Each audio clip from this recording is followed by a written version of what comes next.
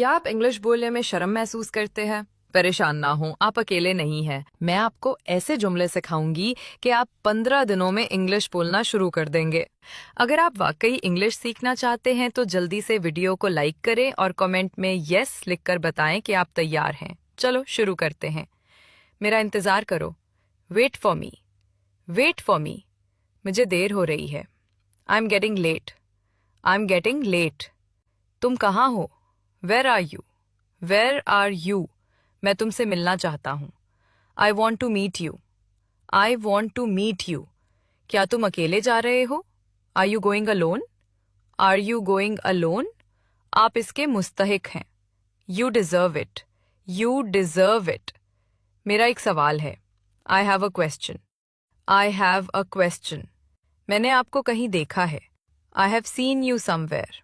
I have seen you somewhere. मुझे follow करें और वीडियो शेयर करना ना भूलें। Thank you.